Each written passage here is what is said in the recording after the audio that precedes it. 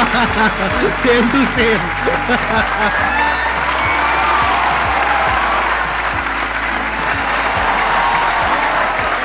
Please have a seat back.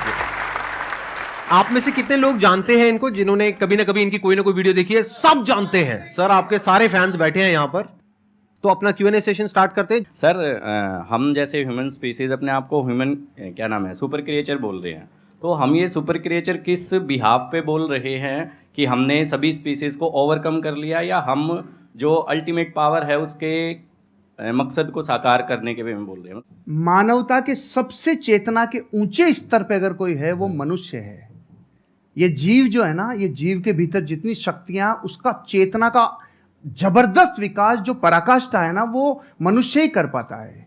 अब आपको अपना विकास करना है तो अपनी चेतना के स्तरों को ऊपर उठाना होगा। सर के बहुत सारे ऐसे सेशन हैं जो स्पिरिचुअल चैनल के ऊपर हैं, आप देखोगे तो पाओगे आपके भीतर की चेतना ऊर्जा बहुत जबरदस्त है। टमाटर के भीतर भी जो रंग महकता है ना, वो उसकी वजह से। अभी जैसे ये शरीर चमक रहा है, लेकिन अगर गिर जाता है तो 2 घंटे में सड़ने लगता है, 4 घंटे में कीड़े पड़ने लगते हैं। फिर वो चमक है किसकी? तो वो जिसकी महिमा है, वो जिसकी महिमा है ना, उसकी महिमा आनी चाहिए। वो महिमा आ गई तो चेतना ऊपर ही उठती है। एक छोटा सा लाइन गा के सुना दूं प्लीज? हाँ। खटकती है रागादि के परिणति विकारी, स्वभाव के सन्मुख ये कैसे टिकेगी। समझ में नहीं आया?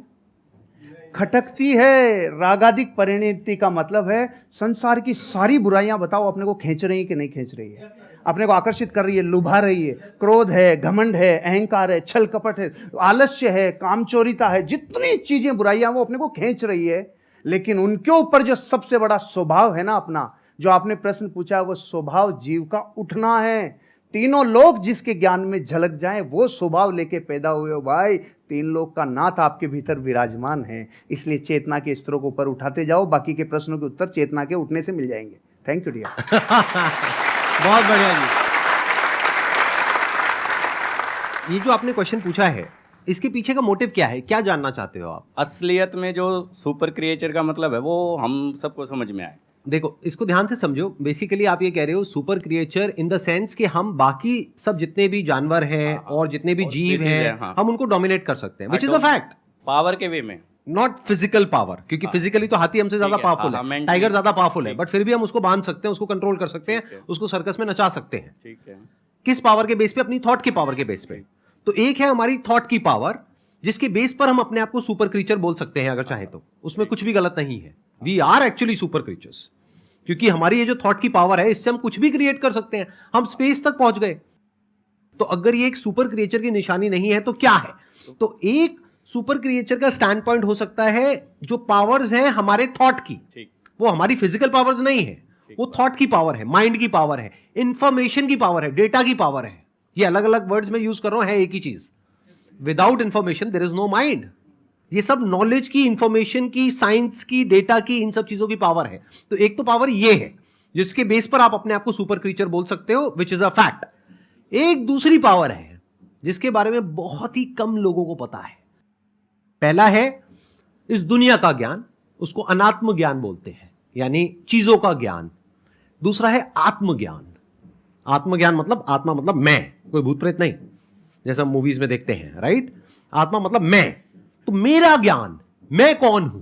तो वो जो ज्ञान है, अगर वो आपको हो जाता है, और हो जाता है मतलब अपने आप नहीं हो जाएगा, ऐसा नहीं आप रात को सोए और सुबह उठे और अपने आप हो गया, ऐसा नहीं होता। जैसे हर ज्ञान में होता है, ऐसे इसमें होता है। स्टडी करना पड़ता है, समझना पड़ता है, क्वेश्चनिंग करनी पड़ती है।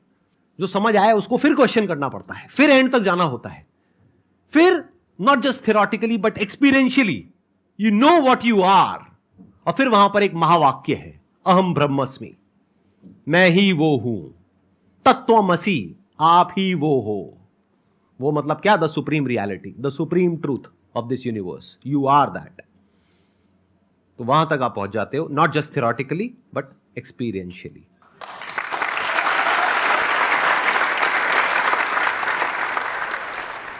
सर, जैसे कि हम किसी पे ट्रस्ट करते हैं, बहुत ज़्यादा ट्रस्ट करते हैं उस पर, और मतलब उसके साथ हम हर कुछ शेयर करते हैं, चाहे हमारा फैमिली में है, कोई फ्रेंड में है, कुछ भी हो, जब वो एक बार हमारे ट्रस्ट को हर्ट कर देता है, वो हमें बहुत ही बुरा समझ लेता है और कुछ भी कह सकता है वो कभी भी। तो दोबारा अगर उससे रिलेशन बन रही है, हमारी बातें करनी स्टार्ट हो रही है, सब कुछ हम इग्नोर करके, तो क्या सर दोबारा से उस पर हमें वही ट्रस्ट पहले वाली लानी चाहिए, उसके साथ शेयरिंग करनी चाहिए, या उसके साथ मतलब खुल के हम बातें कर सकते हैं कुछ भी? नेपोलियन हिल से जब जीवन में सबसे बड़ी सीख को लोगों ने कहा ना, एक लाइन में बता दो।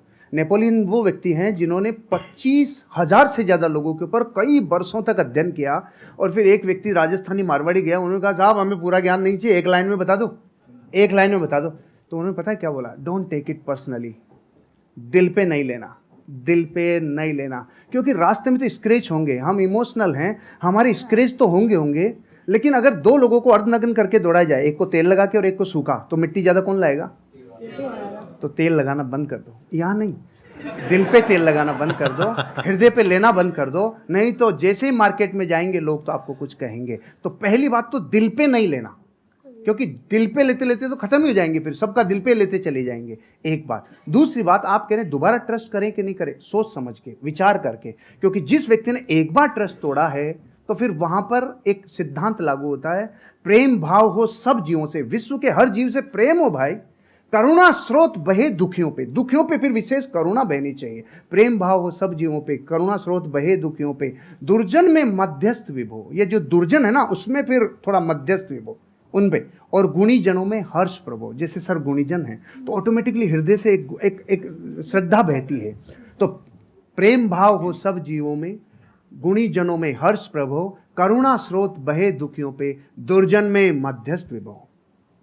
दुर्जन से थोड़ा दूरी बना के रखिए, आगे बढ़ जाएंगे। ट्रस्ट तोड़ने का मतलब क्या? वो छोटा भी हो सकता है, बहुत बड़ा भी हो सकता है। छोटा मतलब क्या कि आपको कहा कि हाँ हम यहाँ पर घूमने के लिए जाएंगे, और एंड टाइम पे उसने कह दिया नहीं जाएंगे, ये भी ट्रस्ट तोड़ना है। और एक है कोई बड़े लेवल पे ट्रस्ट तोड़ना, यानी कि आपकी शादी हो गई है और कोई तीसरी बीच में आ गई है, I am just giving an example, या फिर उसने पैसा आपसे लिया बोल करके कि 15 दिन में दूंगा या दूंगी, और बहुत पैसा आपसे ले लिया जो आपने कहीं से अरेंज करके दिया, उसके बाद में आप उसको फोन कर रहे हो, फोन ही नहीं उठा रहा है 1 महीने तक, 2 महीने तक, एक आध बार ना उठाए तो हो सकता है कोई जेन्युइन प्रॉब्लम हो, बट आपको समझ आ गया उसकी नीयत ही नहीं है पैसे वापस करने की। तो जब आपको समझ आ गया है कि वो इंसान भरोसा करने के लायक नहीं है, तो दोबारा भरोसा क्यों करना है? तब तक जब तक कि उसको एक्चुअल में पश्चाताप नहीं होता है। इंसान बदलता है, ये प्रकृति बदलती है, सब कुछ बदलता है, इस दुनिया में एक ही चीज कांस्टेंट है, दैट इज चेंज, सब कुछ बदलता है। तो हो सकता है वो इंसान आज ट्रस्टवर्दी ना हो, लेकिन 6 महीने बाद या 1 साल बाद वो पूरी तरह से बदल जाए। तो आपको देखना है कि क्या वो उसकी एक गलती थी, गलती किसी से भी हो सकती है, आपसे भी हो सकती है, मेरे से भी हो सकती है, इनसे भी हो सकती है, तब तो ठीक है, उसने पश्चाताप कर लिया और बार बार आपको सॉरी बोल दिया, कर दिया, बात खत्म। बट क्या वो उसकी फितरत है? क्या वो दुर्जन है? जैसे इन्होंने वर्ड यूज किया दूरजन, मतलब कि ऐसे जनों से दूरी रहो, दूरी बना करके रखो। सर जैसे कि आप बता रहे रिश्तेदार हो गए या फिर लोग हो गए, इनको इग्नोर करो, राइट? बट अगर बात हो जीवन साथी की, आप उनके लिए मतलब सब कुछ कर रहे हैं, सब कुछ मतलब कि जैसे कि घर संभालना हो, बच्चे संभालना हो, साथ में उनका फाइनेंशियली भी उनको हेल्प करना हो, बट हम उनसे सिर्फ एक ही चीज़ चाह रहे हैं कि अगर वो हमें थोड़ा सा समय दें, पूछे कि आप कैसे हैं, क्या है, बट वो चीज़ होता नहीं है। तो उसको कैसे रियलाइज़ कराएं, या फिर उस इंसान को हम अपना फीलिंग कैसे बताएं? किसी भी इंसान को आप रियलाइज करवाना चाहते हैं तो यही है रियलाइज नहीं करवाने का तरीका। मत करवाइए, अपने हिस्से का काम करवाइए। डेरेन हार्डी से एक पति पत्नी तलाक की नौबत पे पहुंच गए। उन्होंने कहा कि देखो साहब हमारी काउंसलिंग करा लो, आखिरी मौका है, हम फिर छूटने वाले हैं, अलग अलग होने वाले हैं। उन्होंने अलग अलग काउंसलिंग की और पूछा उनसे कि आपके जीवन में इस रिश्ते को निभाने के लिए आपका योगदान कितना % है। तो पति ने कहा हाँ 50 मेरा है, 50 इसका है। पत्नी ने बोला 50 मेरा, 50 इसका है। उसने कहा बस यही रोग है तुम्हारा कि तुमने 50-50% रिश्ते को बांट रखा है। जिस दिन आप ये कहोगे नहीं इस रिश्ते को निभाने की जिम्मेदारी मेरी 100% है, उस दिन से आप जीवन में, क्योंकि आप अपने हिस्से का काम करो, उसका नहीं। अब ये तो है जो फैक्ट है। अब बात करते हैं जो रास्ते में आने वाली घटनाएं जो अनिवार्य है।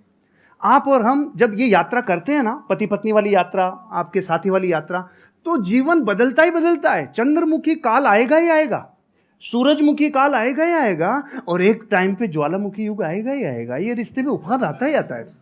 यहाँ पे देखो ना आप, शुरुआत में गाने कैसे होते हैं, चोरी चोरी दिल तेरा चुराएंगे, अपना तुझे हम बनाएंगे। सुशीला बैठी है ना इधर, इसलिए मैं ये गाता था, इसलिए बताया मैं। अच्छा, आपकी वाइफ भी आई हुई है? सुशीला आई है ना। अरे बिग राउंड ऑफ अप्लॉज। हाँ, नमस्कार जी, नमस्कार। एक बार ये कंप्लीट कर लें, उसके बाद आपसे कुछ बात करूंगा। हाँ, yes, please, yes। बैठिए। फिर गाने थोड़े दिनों के बाद थोड़ा बदल जाते हैं। जिंदगी में कोई कभी आए ना रब्बा। बदलते हैं कि नहीं बदलते? बदलाव को स्वीकार करना चाहिए, परिस्थितियों को अपना काम करने देना चाहिए। लेकिन आप जब पूरी ताकत इस पे लगाते हो ना कि सामने वाले को रियलाइज हो, नहीं होगा, फिर हमने उल्टी तरफ रास्ता, उल्टी तरफ अपनी ताकत लगा दी। आप अपने हिस्से का काम करो, एक दिन उसको जरूर समझ में आएगा। अब एक स्पिरिचुअल आंसर भी है। आपको पता है इन रिश्तों में कौन आता है? जिसका पिछला कैरी फॉरवर्ड बाकी हो, पूरा बदला लेगा, पूरा वसूल करेगा जितना बाकी था ना। क्योंकि पिछले बहू में वो पत्नी थे, आप पति थे, तो जितना अब समझ लो आप, मतलब कैरी फॉरवर्ड रिश्तों में आते ही वो है। क्योंकि अब जमाना बदल गया, युद्धों का जमाना नहीं है भाई, अब जमाना बदल गया। तो यहाँ बेरी बन के कई बार रिश्तों में लोग आते हैं जो अनंत काल के लिए आए हैं। इसलिए एक ही रास्ता है, सबसे क्षमा, सबको क्षमा, यही है परस्पर उपग्रह जियो नाम। Thank you. थैंक यू जी, बहुत बढ़िया। अच्छा, अब मैं एक बार, आपकी वाइफ भी आई हुई हैं, हाँ, उनसे कुछ सुशीला। बात कर सकता हूँ, अरे कुछ सर, पूछ सकता हूँ? एक बार माइक उनको दिया जाए। हाँ, हाँ, हाँ, जैसे इन्होंने बताया एक काल के बारे में, स्पेशली वो मेरे को काल काफी इंटरेस्टिंग लग रहा है, ज्वालामुखी काल। तो ये काल वो अभी नहीं आया हमारे बीच। अभी तक नहीं आया। मतलब शादी को कितने साल हो गए आप लोगों के? 17-18 साल हो गए। 17 साल। इनके बारे में कुछ ऐसा बताइए जो हम लोगों को नहीं पता है, मतलब किसी को, पब्लिक को नहीं पता है। अच्छी क्वालिटी और ऐसी कुछ नेगेटिव क्वालिटी। एक्चुअली सर ये ऐसे ही है कि कुछ भी ढका हुआ रखते ही नहीं, जो है ना, जो सबके सामने है। ये तो हो गई अच्छी क्वालिटी। जो हर सर इंसान सुनना में कुछ चाह रहे हैं प्लस वो भी बोल। होता है, कुछ माइनस भी होता है। जो सर सुनना कुछ- चाह रहे हैं ना वो बोल। ऐसा तो मुझे कुछ याद नहीं आ रहा कि कुछ नेगेटिव तो कुछ मुझे लगता नहीं है। हाँ, इन दिनों जरूर हुआ है कि थोड़े से फेमस हो गए हैं, तो हम दोनों कहीं अकेले निकलते हैं कि चलो थोड़ा टाइम के लिए स्पेंड कर ले, और मार्केट में जाते हैं सर सेल्फी ये, तो वो थोड़ा एक मुझे नेगेटिव लगता है। लेकिन इनकी पर्सनैलिटी में कुछ भी नेगेटिव नहीं है वो। अच्छा, सच सच बताना, जब जैसे आप कहीं गए मार्केट में, अब एक तो है कि कोई लड़के आकर के फोटो खींच रहे हैं, चलता है। एक है कोई सुंदर सी कन्या आई कि सर मैं आपकी बहुत बड़ी फैन हूँ सर, और उसने आकर के, ऐसा होता है, और उसने आकर के मोबाइल आपको पकड़ा दिया, फोटो खींचो। तो ऐसे में क्या होता है? सुनने दो, मैंने भुगता हुआ है इसलिए मैं पूछ रहा हूँ। नहीं, ऐसे में ऐसा होता है कि सर फिर किस थर्ड पर्सन को बुलाते हैं कि भैया आप मोबाइल ले, सुशीला आप भी आओ हमारे साथ, फिर हम तीनों की पिक्चर होती है। मैं इसको साथ अकेले किसी लड़की के साथ। अच्छा, अकेले लड़की के साथ फोटो नहीं खींचते हैं? मैंने आज आपको पर्सनली पहली बार देखा है। मतलब आप जैसे मोबाइल में देखती हूँ मैं, उससे बहुत ज्यादा स्मार्ट और अच्छे लग रहे हैं। सर आपका क्या कहना है इस बारे में? सर मेरे से ज्यादा यही देखती है। अच्छा, और मैं जब नहीं देख पाता और इतना ज्यादा व्यस्त रहता हूं, तो ये मेरे को पूरी रिपोर्ट देती है। आज की वीडियो में ये था, आज की वीडियो में था, पूरी समरी मेरे को आपको यही देती है। सर आई मस्ट से आप दोनों की जोड़ी बहुत अच्छी है, और may God bless you both. Thank you sir, thank you. हाँ, आपकी और मैम की भी बहुत अच्छी है। मैंने आपका वीडियो देखा था, आपने और हमारा वीडियो देखा था? मैंने रिपीट 2-3 बार देखा कि कितना अच्छा हमने बोलती है पूरा- मैम। मतलब मैं कैमरा फ्रेंडली नहीं हूँ। अभी आपसे बात करी तो अच्छा, अभी मेरे सामने कैमरा आ जाएगा तो मैं बोल नहीं पाऊंगी, तो इसलिए तो मैम बहुत अच्छा बोलती हैं। आप मेरी तरफ से उनको बहुत बहुत congratulation. Done, I pass on your message please. बैठिए। अब एक काम करते हैं छोटा सा, अगर आप लोग हाँ कहो तो पहले ही हाँ, पहले सुन तो लो। मैं पिछले कुछ टाइम से मेंटलिज्म सीख रहा हूं, तो इनके साथ कुछ किया जाए। आप में से कोई भी मेरे को अपना आईफोन दे दीजिए। तेरे वापस नहीं आएगा। हो सकता है वापस ना आए, मतलब ये तो गुरु दक्षिणा है भाई। चल जाएगा अगर अरे भाई नहीं नहीं नहीं, नहीं, नहीं, अरे नहीं। प्रभु, कोई भी पर्सन का नाम सोचिए अपने माइंड में जो बहुत फेमस हो। वो एंटरप्रेन्योर भी हो सकता है, हॉलीवुड का भी कोई सेलिब्रिटी हो सकता है, बॉलीवुड का भी हो सकता है, हो भी सकती है, मेल फीमेल कोई भी हो सकता है, सोच लिया। बिजनेसमैन भी हो सकता है, कोई फेमस इंसान। आप किसी को दिखाएंगे नहीं, हाँ। बिल्कुल अपने पास रखेंगे ताकि पीछे भी कोई छुपा हुआ कैमरा हो सकता है, कहीं भी कुछ भी, बिल्कुल पास जा करके आराम से बस उस इंसान का नाम आप यहां पे टाइप कर देंगे। किसी को दिखाना मत। आप मुझे बस ये बता दो, जिस भी इंसान के बारे में आपने सोचा है, नाम क्या है? वो इंडिया से है? अरे नाम नहीं है। उसका नाम क्या है, मैं गूगल में एंटर करके सबको दिखा दूंगा, देखो मैजिक। अरे नहीं भाई नहीं, एक मिनट, आप मुझे बस इतना बता दो, जिस भी इंसान के बारे में आपने सोचा भारत है, से, इंडिया से है, एक बार आप आराम से उनकी फोटोज को देखिए, सिर्फ देखना है पास से। हाँ, एक बार और देखिए। I am already having something in my mind. मैं आप लोगों को दिखा रहा हूं मैंने किसको ओपन किया है, आप बाद में दिखाना। सबको दिख रहा है? कोई बोलना मत, बोलना मत, देखते जाओ। वो दिखाएंगे तब पता लगेगा कि एक्चुअल में ये है या नहीं है। ये मैंने गूगल ओपन किया हुआ है।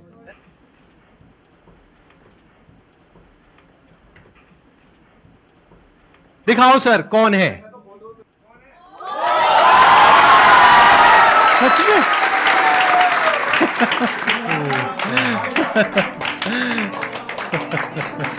ये तो सर मिरेकल है, वाकई में मिरेकल है सर। Great sir, great. देख रहा हूं, थैंक यू।